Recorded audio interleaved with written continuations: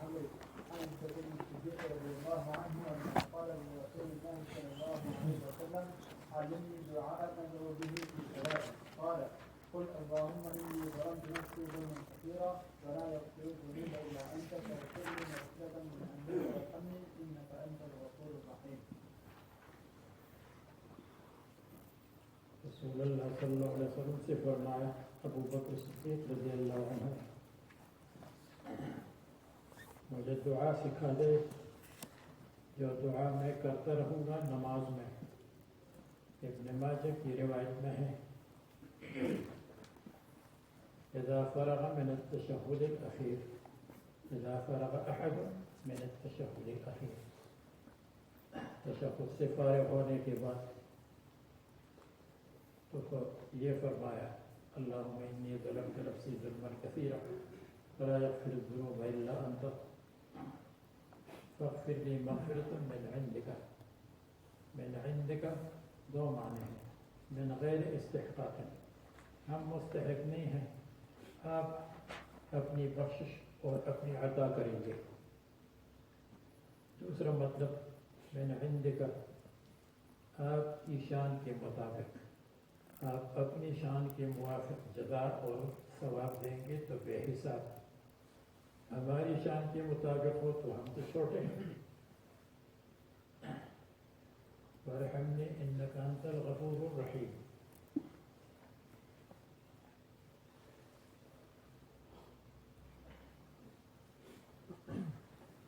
اس کے بعد وما يتخير من الدعاء بعد التشهد. یہ بات حنابلہ کی تردید ہے جو کہتے ہیں کہ تعوذات اربعہ لازم اور واجب ہے. یعنی اعوذ بک من عذاب القبر, اعوذ بک من فتنة المسیح الدجال 2, اعوذ من فتنة المحیا وفتنة الممات 3, من المأثم والمغرب 4. مصنف فرماتے ہیں کہ لازم نہیں ہے, اختیار ہے, یہ پڑھ لیں یا اس کی جگہ اور اچھے کلمات پڑھ لیں. یہ تخیر پسند کریں دعا میں سے تشہد کے بعد ولیس بواجب, اور ان میں ایک واجب نہیں. یا لیس بواجب یہ دعا پڑھنا واجب نہیں, مستحب اور سنت کے درجے میں ہے. لیس بواجب ایک, یا لیس بواجب جو بھی ہو تو وہ کوئی بھی واجب نہیں. حدثنا مسدد قال حدثنا يحيى بن احمد قال حدثني شقيق عن عبد الله قال قلنا مع النبي صلى الله عليه وسلم في الصلاة قلنا السلام على الله. آپ کو بتایا تھا کہ مفصل حدیث آئے گی جس میں لوگ السلام علی اللہ کہتے تھے تو رسول اللہ صلی اللہ علیہ وسلم نے منع کیا, السلام علی اللہ مت کہو. صحابہ کا خیال یہ تھا کہ السلام علی اللہ تحیہ ہے, جیسے سلام کرتے ہیں استقبال کے لیے, کسی کے اکرام کے لیے. اور رسول اللہ صلی اللہ علیہ وسلم نے فرمایا کہ اس کے معنی تو یہ ہے السلام علی اللہ, اللہ تعالیٰ کے اوپر سلامتی ڈال دی جائے, اللہ تعالیٰ کے لیے سلامتی ہو. یہ اللہ تعالیٰ کے ساتھ بالکل مناسب نہیں ہے. اللہ تعالیٰ کو کون سلامتی دے گا؟ اللہ تعالیٰ سلامتی دینے والے ہیں. السلام علی فلان و فلان.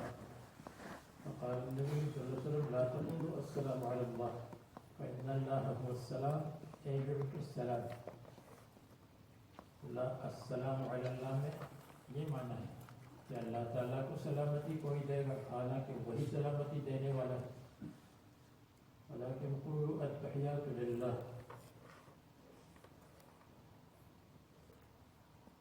آپ کو بتایا تھا کہ بعد میں لکھا ہے کہ محمد صلی اللہ علیہ وسلم نے اللہ تعالیٰ کی تعریف فرمائی. اللہ تعالیٰ نے فرمایا السلام علیکم ایھا النبی. رسول اللہ صلی اللہ علیہ وسلم نے فرمایا السلام علینا وعلی عباد اللہ الصالحین. والصلوات والطیبات السلام علیک ایھا النبی. اگر کوئی کہے اس میں تو رسول اللہ صلی اللہ علیہ وسلم کو حاضر ناظر بتایا, آپ کے اوپر سلامتی ہو اے رسول اللہ صلی اللہ علیہ وسلم. اس کے 4 جواب ہیں۔ ایک یہ ہے کہ صلاۃ و سلام کو فرشتے پہنچاتے ہیں، جب فرشتے پہنچائیں گے تو السلام علیکم پھر حاضر ہو جائے گا، اس لیے کہ اس وقت حضرت حاضر ہے۔ جیسے آپ خط میں لکھتے ہیں، ڈربن خط بھیجتے ہیں السلام علیکم، یہ مطلب ہے کہ جب خط پہنچے گا تو خط پہنچنے کے بعد السلام علیکم آپ حاضر ہیں، تو فرشتے پہنچاتے ہیں۔ دوسرا جواب یہ ہے کہ حاضر فی القلب کو خطاب ہے، السلام علیکم ایھا النبی الحاضر فی القلب، جو دل میں حاضر ہے۔ تیسرا جواب یہ ہے کہ اس اظہار محبت کے لیے ہے، ایھا النبی اظہار محبت کے لیے۔ جیسے کوئی بچہ بیمار ہو کہے او امی، ہائے امی، یہ مطلب نہیں ہے امی حاضر ناظر ہے، امی کے لیے اظہار محبت مقصود ہے۔ اور نمبر 4 حکایت۔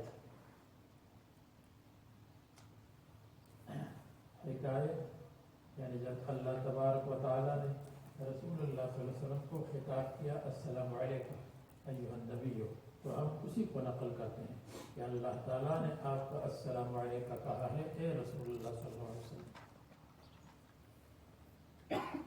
ورحمۃ اللہ وبرکاتہ۔ شامی نے حکایت کو رد کیا ہے اور کہا حکایت نہیں، یہ انشاء ہے، لیکن اگر حکایت ہو تو اس میں بھی کوئی حرج کی بات نہیں ہے۔ انشاء کا مطلب ہم اپنی طرف سے سلام بھیج رہے ہیں، اور حکایت کا مطلب اللہ تعالیٰ کی السلام علیکم کو ہم نقل کر رہے ہیں۔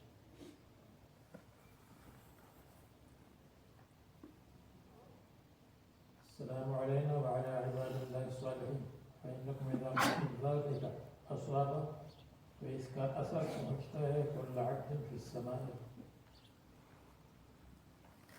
اور دیکھیے رسول اللہ صلی اللہ علیہ وسلم نے فرمایا انا بفراقک یا ابراہیم لمحزونون، ہم آپ کی جدائی پر مغموم ہے۔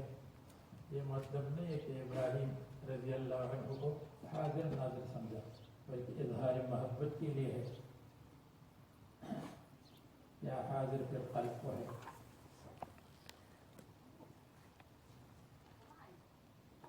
اور حاضر فی القلب کی مثال فارسی میں کہتے ہیں اے غائب از نظر کی شدی ہم نشین دل، میں بھی نمت عیان دعا میں فرستمت، میری نظر سے غائب ہے، میرے دل میں موجود ہے، میں آپ کو دیکھتا ہوں یعنی دل میں، اور پھر بھی آپ کے لیے دعا بھیجتا ہوں، دور دور بھی ہے قریب بھی ہے، دور ہے ظاہراً، قریب ہے قلباً۔ یا اس کی نظیر ایسی ہے جیسے حضرت صفیہ رضی اللہ عنہ کا لمبا قصیدہ ہے، اگرچہ اس کی سند منقطع، لیکن اس میں یہ آیا ہے الا یا رسول اللہ كنت رجاءنا وكنت بنا برا ولم تك جافیا، الا یا رسول اللہ، اے رسول اللہ صلی اللہ علیہ وسلم، یہ نہیں کہ حاضر ناظر ہے، بلکہ اظہار محبت کے لیے ہے، اور حاضر فی القلب کو خطاب ہے۔ ان كنت رجاءنا، آپ ہماری امید تھے، وكنت بنا برا، اور آپ ہمارے ساتھ احسان کرنے والے تھے، ولم تک جافیا، اور آپ بے وفا نہیں تھے۔ جافی بے وفا کو کہتے ہیں۔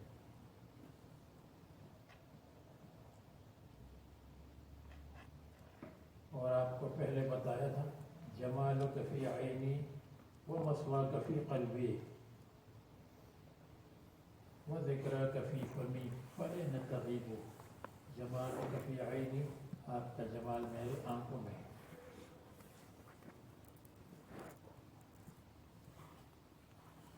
ومثواک فی قلبی، اور آپ کی جگہ میرے دل میں ہے، وذکرک فی فمی، آپ کا ذکر میرے منہ میں ہے، فإن تغیب، آپ کہاں غائب ہو سکتے ہیں، تو یہ اس قبیلے سے ہے۔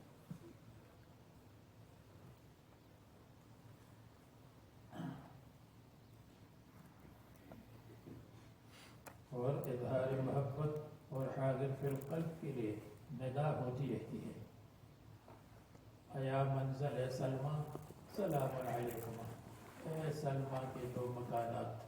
پہلے زمانے میں محبوبہ اپنے فیملی کے ساتھ ایک جگہ ٹھہرتی تھی. پھر چند دن گزارنے کے بعد ان کے جو عارضی مکانات ہوتے تھے اور جو انہوں نے چولہے وغیرہ بنائے ہوتے ہیں وہ ختم ہو جاتے تھے, دوسری جگہ چلے جاتے تھے. اسی طرح گھومتے رہتے تھے, جہاں جہاں پر اچھی جگہ ہو وہاں پر خیمہ لگا کر ٹائم گزارتے تھے. تو ایک آدمی کی کوئی محبوبہ ہوگی اور وہ محبوبہ اپنے فیملی کے ساتھ کبھی یہاں کبھی روشنی کے پاس کبھی تیسری جگہ. اس نے کہا ایا منزل سلمہ سلام علیکم, اے سلمہ کے دو مکانات, وہی مکانات جو تھے اور گر گئے, اس لیے کہ وہ ٹیمپرری ہوتے تھے. سلام علیکم هل الازمن اللاتی مضین رواجہ, کیا وہ زمانہ جو گزر گیا واپس آ جائے گا؟ کتنا اچھا موقع تھا کہ آپ یہاں رہتی تھی اور ہم بھی قریب قریب میں طواف کرتے رہتے. تو کیا وہ زمانہ واپس آ جائے گا؟ تو آیا منظر سلمہ کا یہ مطلب نہیں ہے کہ سلمہ کے جو مکانات ہیں وہ سن رہے ہیں, یا سلمہ کے جو مکانات ہیں وہ جواب دے رہے ہیں, بلکہ اظہار محبت اور حاضر فرقہ کو ندا ہے.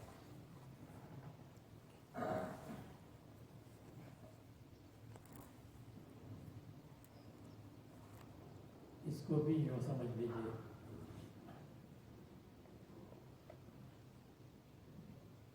اشہد ان لا الہ الا اللہ واشہد ان محمدا عبدہ ورسولہ, محل ترجمہ. ثم یتخیر من الدعاء, پھر دعا میں سے پسند کر لے, چن لے, چوائس کر لے. اعجبہ الیہ, جو اس کو سب سے زیادہ پسند ہو, یعنی ایک واجب نہیں ہے. من غیر کلام الدنیا, دنیا والا کلام نہ ہو جیسے پہلے گزر چکا ہو.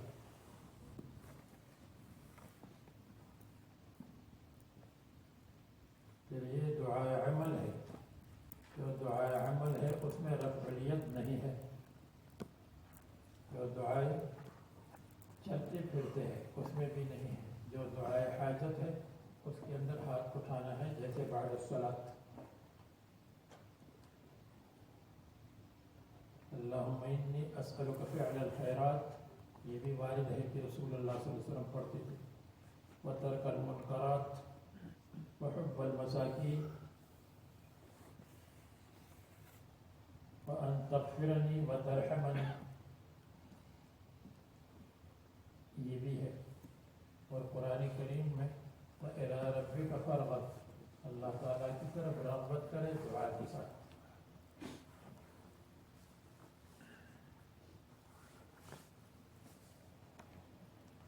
ابن عباس سے مروی ہے وإلی ربک فارغب بعد الدعاء, توبہ بعد الصلاۃ, نماز کے بعد دعا کے ساتھ. ابن عباس نے فرمایا.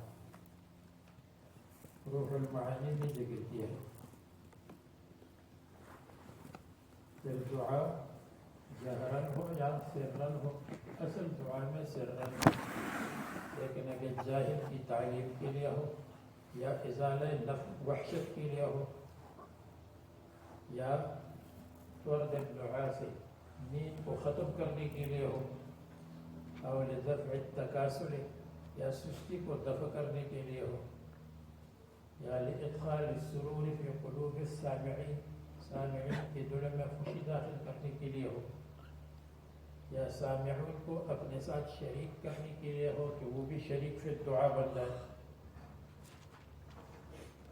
یا دل لگانے کے لیے ہو, دل لگانے کے لیے, تو پھر جہر ٹھیک ہے. اس لیے کہ آدمی جب سرن دعا کرتا ہے تو یہاں سے کہاں پہنچ جاتا ہے, بہت دور چلا جاتا ہے. اور اگر جہرت دعا ہو تو دور نہیں جاتا, پھر اس میں دل کچھ نہ کچھ لگتا ہے.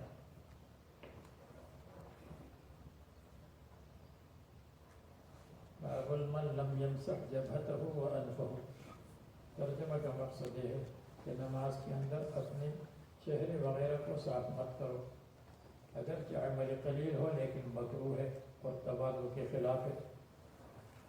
اگر کوئی کہے تشہد کے ساتھ کیا تعلق ہے, وہ تو پوری نماز میں اپنے چہرے کو صاف مت کرو.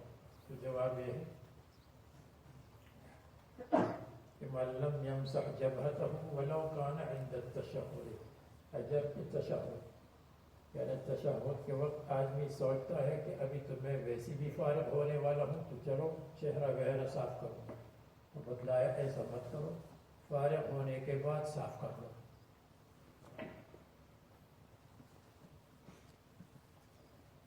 بعض لوگوں کی عادت ہے کہ تشہد میں بیٹھ کر صفائی کرتے ہیں. وَأَنْفَهُ حَتَّى صَلَّى نماز یہاں تک کہ نماز پڑھ لے، نماز پڑھنے کے بعد پھر صاف کرے. قال ابو عبد الله رأيت الحميدي يحتج بهذا الحديث. حمیدی دلیل پکڑتے تھے بهذا الحديث الآتی، آنے والے حدیث سے، آنے والی حدیث سے دلیل لیتے تھے. اللہ یمسح الجبہۃ، اللہ تمسح الجبہۃ فی الصلاۃ. عمل قلیل بھی مت کر، التفات بھی نہ کرے، داڑھی کے ساتھ بھی نہ کھیلے. حدثنا مسلم بن ابراہیم قال حدثنا ہشام عن یحییٰ، یہ هذا الحدیث ہے. قال سألت ابا سعید الخدری فقال رأيت رسول الله صلى الله عليه وسلم يسجد في الماء والطين حتى رأيت أثر الطين في جبهته. یعنی اثر الطين کو نماز کے اندر صاف نہیں فرمایا. اور کوئی کہے ممکن ہے کہ صاف کیا ہو، جب مروی نہیں ہے تو صاف نہیں کیا. اسی طرح روایات میں آتا ہے کہ رسول اللہ صلی اللہ علیہ وسلم قوم پر متوجہ ہوتے تھے اور یہ بھی پڑھتے تھے اللہم بارک لنا فی مدینتنا وبارک لنا فی مدنا وصاعنا. یہ بھی نماز کے بعد پڑھتے تھے. تو یہ ہو گیا. اب اس کے بعد باب التسلیم. باب التسليم. وبه قال حدثنا موسى بن اسماعيل قال حدثنا ابراهيم بن سعد قال حدثنا الزهري عن هند بنت الحارث ان ام سلمة رضي الله عنها قالت كان رسول الله صلى الله عليه وسلم اذا سلم قام النساء حين يقضي تسليمه فمكث يسيرا قبل ان يقوم. قال ابن شهاب فأرى والله اعلم ان مكثه لكي ينفذ النساء قبل ان يدركهن من انصرف من القوم. السلام علیکم. السلام علیکم ورحمۃ اللہ. یہ فرض ہے ائمہ ثلاثہ کے نزدیک، واجب ہے احناف کے نزدیک. اور تکبیر و تحریم و تحلیل و تسلیم آیا ہے. اس کی سند میں عبداللہ بن محمد بن عقیل ہے جس کا ذکر گزر چکا ہے ابن ماجہ میں کہ وہ ضعیف راوی ہے. تو سلام واجب، دونوں سلام واجب ہے عام فقہ. دوسرا سلام سنت ہے ابن حمام. فرض کیوں نہیں ہے سلام؟ اس لیے کہ حدیث میں آتا ہے اذا قلت هذا او فعلت هذا فقد تمت صلاتك. اذا قلت هذا جب تم نے تشہد پڑھی، او فعلت هذا یا بیٹھ کر، فقد تمت صلاتك تو فرائض پورے ہو گئے. تو معلوم ہوا کہ فرض پورے ہو گئے اور یہ واجب ہے. تو اس کی مثال ایسی ہے کہ ہم کہیں گے سلام خارج الصلاۃ ہے لیکن واجب ہے نماز کی تکمیل کے لیے. جیسے حلق محرم کے لیے خارج الاحرام ہے اس لیے کہ اس کے ساتھ احرام سے نکل گیا لیکن واجب ہے، واجب ہے خارج ہے. اسی طرح یہاں بھی واجب ہے اور خارج ہے. السلام علیکم کہہ دیں تو نماز سے باہر ہو گیا. پہلے سلام کے بعد اگر کوئی آیا اس کی پیچھے ابتدا کرتا ہے تو ابتدا صحیح نہیں ہے اس لیے کہ نماز ختم.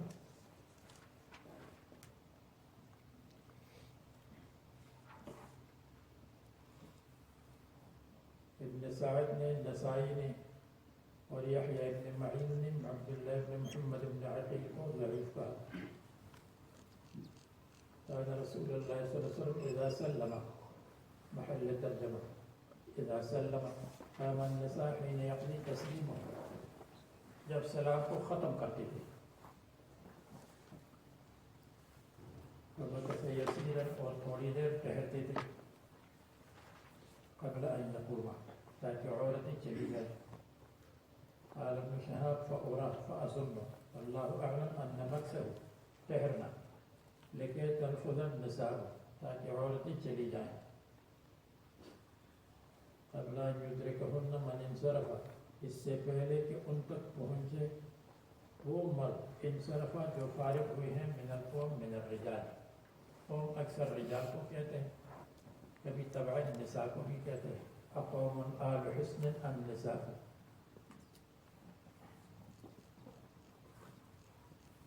فلا ادری وسوف اخال ادری اقوم آل حسن ام نساء. میں نہیں سمجھتا ہوں اور عن قریب نہیں سمجھوں گا کہ آل حسن رجال قوم ہے یا نساء ہے. یہ ان کی مذمت کرتے ہیں, معلوم نہیں وہ مرد ہے یا عورت ہے.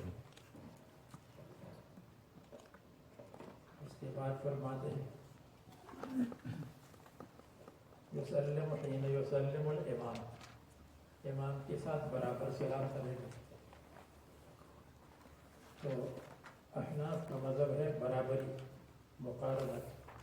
امام مالک کے نزدیک مقارنت مفسد ہے, امام شافعی کے نزدیک مقارنت مکروہ ہے, ابو حنیفہ کے نزدیک مقارنت بہتر ہے.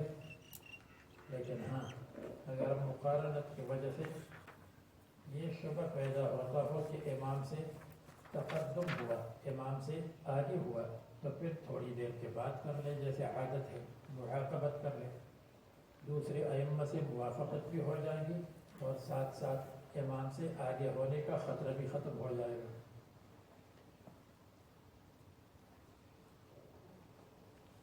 یسلم حین یسلم الامام میں اس طرف بھی اشارہ ہے کہ دو سلام ہے, امام کے لیے دو, ہمارے لیے بھی دو. تو بعض مالکیہ سے مروی ہے کہ 3 سلام ہیں, ایک سلام ایک جانب, دوسرا سلام دوسری جانب, تیسرا سلام امام کی اوپر, امام جس جانب بھی ہو. تو امام اگر جانب یمین میں ہے تو ایک سلام اس کے لیے, اور اگر امام جانب شمال میں ہے تو ایک سلام اس کے لیے. تو ایک سلام ہے اس لیے کہ یا یمین میں ہوگا یا شمال میں ہوگا.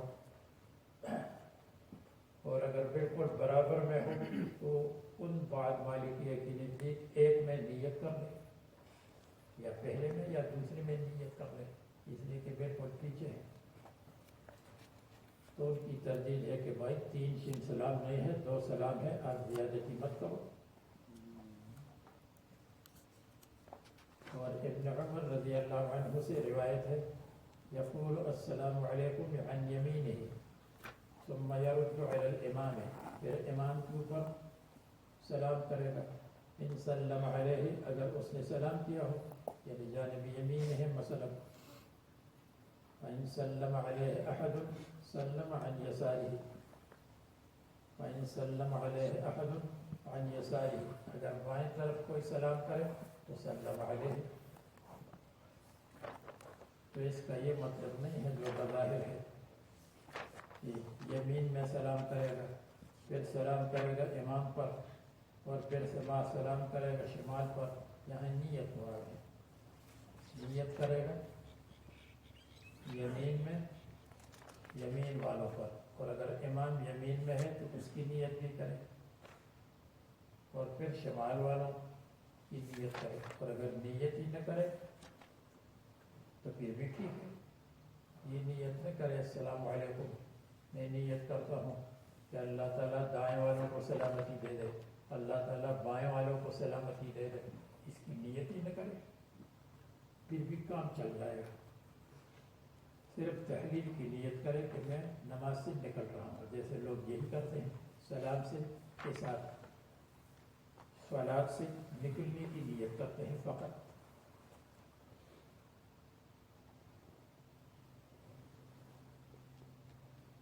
كان ابن عمر يستحب إذا سلم الإمام أن يسلم من خلفه,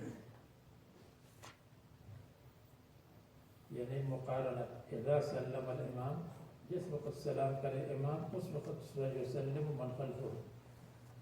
اس کے بعد حدثنا حبان الى قوله صلینا مع رسول اللہ صلی اللہ علیہ وسلم وسلمنا حين سلم. اب اگر 3 سلام ہو تو ایک سلام مقارن، دوسرا سلام مقارن اور تیسرا سلام بعد میں ہو جائے گا. حین یسلم کے خلاف ہے، اس لیے معلوم ہو 3 سلام نہیں 2 سلام، ورنہ ایک سلام بعد میں ہو جائے گا. اب من لم يرد السلام لم يرد السلام على الامام. جو سلام امام پر نہ کرے یعنی جواب نہ دے، اکتفا بتسلیم الصلاۃ، اکتفا کرے تسلیم الصلاۃ پر. ترجمۃ الباب کا مقصد یہ ہے کہ اگر آدمی امام کی بھی نیت نہ کرے، مصلیوں کی بھی نیت نہ کرے تو اس میں کوئی حرج نہیں ہے. اور یا مالکیہ کی تردید ہے، وہ کہتے ہیں 3 سلام ہے ایک امام کے لیے. فرماتے ہیں اگر نیت ہی نہ کرے تو ٹھیک ہے. یہ 2 لم يرد السلام على الامام اکتفا بتسلیم الصلاۃ. ترجمۃ الباب کا ایک مقصد یہ ہے اذا لم ينوي الامام فلا حرج. دوسرا مقصد یہ ہے کہ 3 سلام نہیں ہے بلکہ 2 سلام ہے. اور تیسرا یہ ہے کہ لا جواب لہذا، اس سلام کے لیے جواب نہیں ہے. سلام کی 2 قسمیں ہیں، ایک سلام ملاقات ہے، ایک سلام تحلیل ہے. سلام ملاقات کے لیے جواب ہے، اس کے لیے کوئی جواب نہیں ہے. سلام ملاقات اور سلام تحلیل میں متعدد فرق ہے. ایک فرق یہ ہے سلام ملاقات میں جہر ہے اور سلام الصلاۃ میں مقتدی کے لیے جہر نہیں ہے، جیسے آپ کو معلوم ہے. نمبر 2، سلام ملاقات میں وعلیکم السلام فرض ہے اور سلام تحلیل میں کوئی جواب نہیں.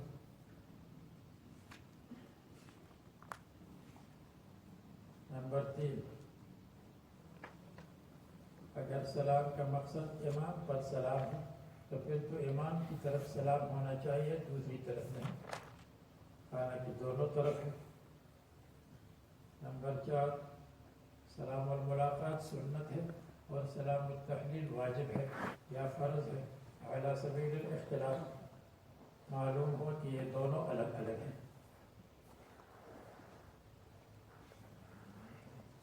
تو فیہ بیان الفرق بین سلام الملاقات و بین سلام التحلیل.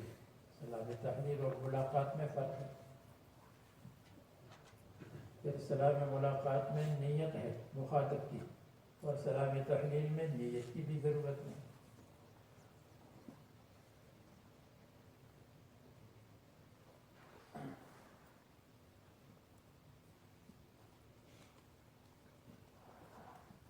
حدثنا عبدان قال أخبرنا عبد الله قال أخبرنا معمر بن الزهري قال أخبرني محمود بن ربيع وزعم أنه عقل رسول الله صلى الله عليه وسلم. وأن رسول الله صلى الله عليه وسلم کو سمجھا ہے، یعنی رسول اللہ صلی اللہ علیہ وسلم ان کو یاد ہے.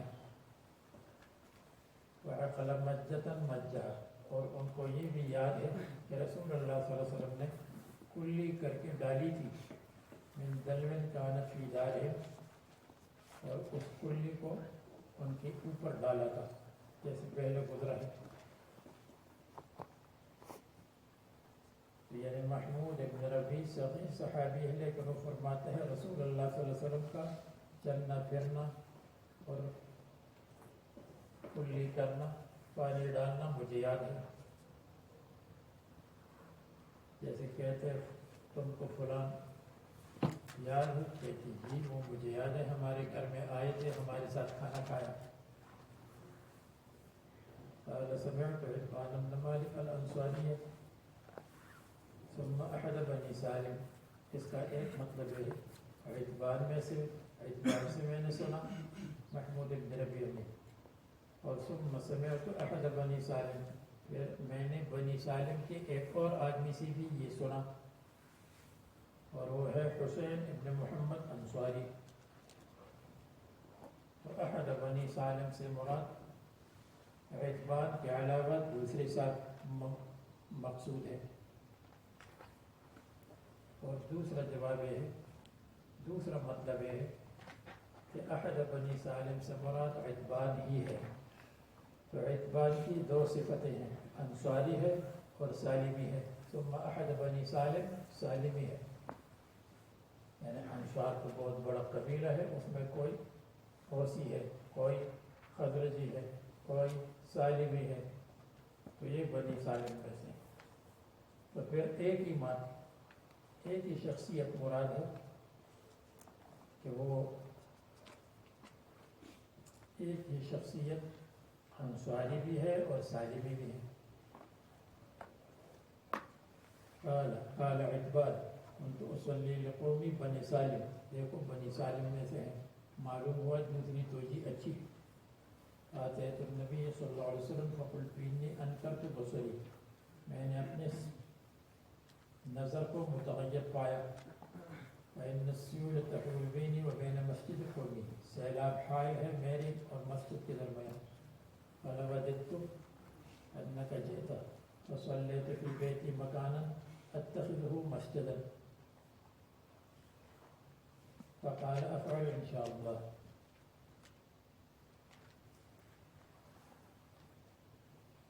فغدا علي رسول الله صلى الله عليه وسلم وأبو بكر معه بعدما اشتد النهار ارتفع النهار.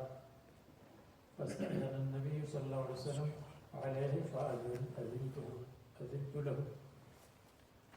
اندر آنے کے وقت میں نے اجازت دی. فلم يجلس حتى قال أين تحب أن أصلي من بيتك؟ وأشار إليه من المكان الذي أحب أن يصلى فيه. فقام وصففنا خلفه. اور ایک روایت آپ نے پڑھی ہے وصفنا خلفه، ہماری صفوں کو ٹھیک کر دیا.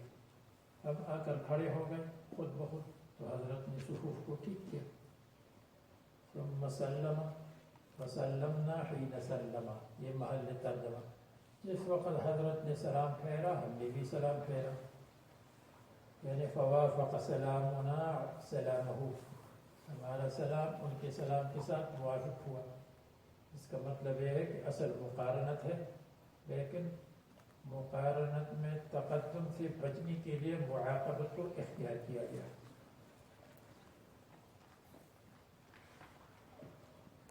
باب الذکر بعد الصلاۃ، نماز کے بعد اذکار، اگرچہ قبل الرواتب اور قبل السنن ہو.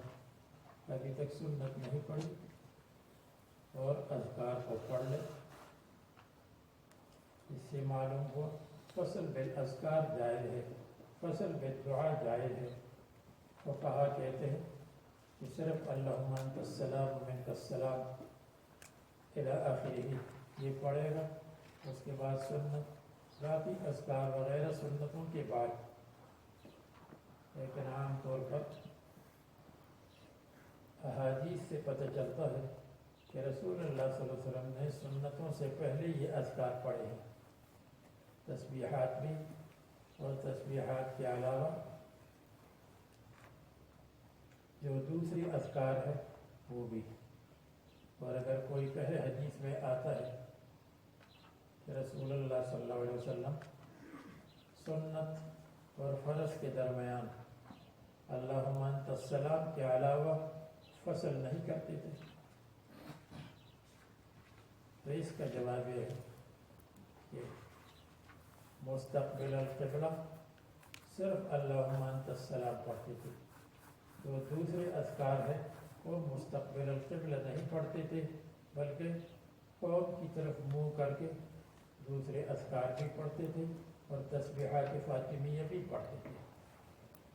تو اس لیے عام فقہا جیسے شامی وغیرہ کہتے ہیں کہ یہ اذکار تسبیحات اس کو بعد میں پڑھو.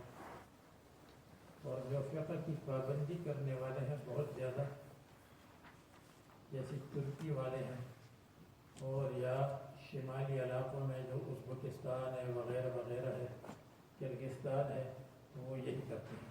سلام کے بعد اللہم انت السلام اور اس کے بعد سنتیں، اور اس کے بعد پھر اجتماعی طور پر سب دعا بھی کرتے ہیں، تسبیحات بھی پڑھتے ہیں.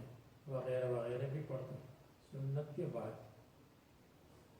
اور حضرت شاہ ولی اللہ رحمہ اللہ کی رائے اور محمد ہاشم ٹٹوی کی رائے اور اسی طرح ہمارے اکابر میں شیخ عبدالفتاح بغداد کی رائے یہ ہے اور احادیث کے ساتھ یہ موافق ہے کہ یہ تسبیحات اور جو دوسرے اذکار ہے اللہم انی اسألک علما نافعا وعملا متقبلا وغیرہ اور یا استغفر اللہ الذی لا الہ الا ہو واتوب الیہ تو استغفار 3 مرتبہ پڑھتے ہیں. اللہم اعنا علی ذکرک وشکرک وحسن عبادتک وغیرہ یہ بھی سنتوں سے پہلے فرض کے بعد پڑھ لیں. اور ہمارے اکابر اور ہمارا معمول یہ ہے کہ سنتوں سے پہلے پڑھتے ہیں. ہاں اتنا لمبا بھی نہ کرے کہ سنتوں سے پہلے آدمی سوچتا ہے کہ معلوم نہیں یہ طالب علم سنت پڑھتا ہے یا اس نے سنت کو چھوڑ دیا. اتنا لمبا بھی نہ کرے, مختصر 2-3 منٹ لے لے اور پھر سنتوں کو شروع کر دیں. اور وہ جو پیر صاحب دستگیر صاحب نے ان کو جو کچھ بتایا ہو وہ سب پڑھتا ہے یہاں تک کہ لوگوں کی سنتیں ختم ہو جاتی ہیں اور یہ بیٹھا رہتا ہے, یہ مناسب نہیں.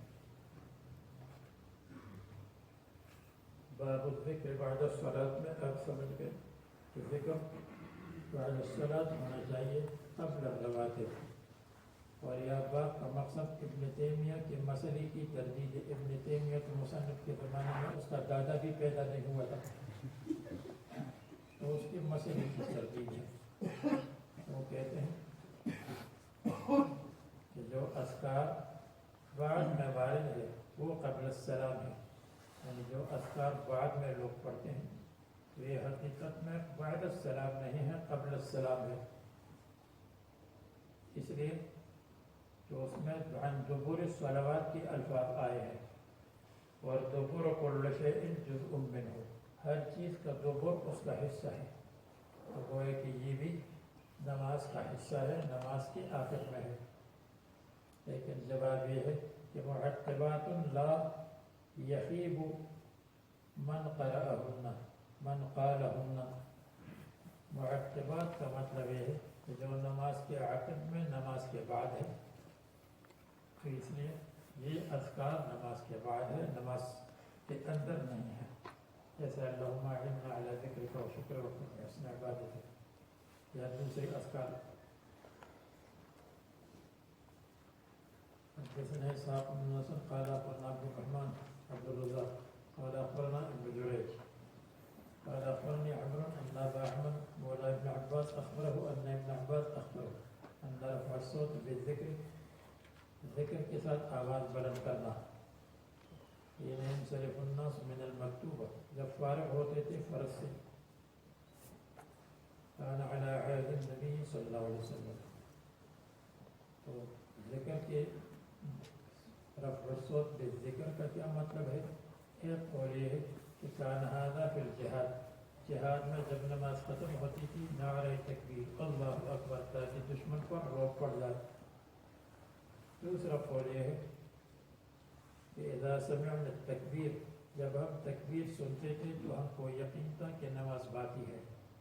تو رفع الصوت بالذکر یعنی بالتکبیر یہ نماز کی علامت تھی کہ نماز باقی ہے.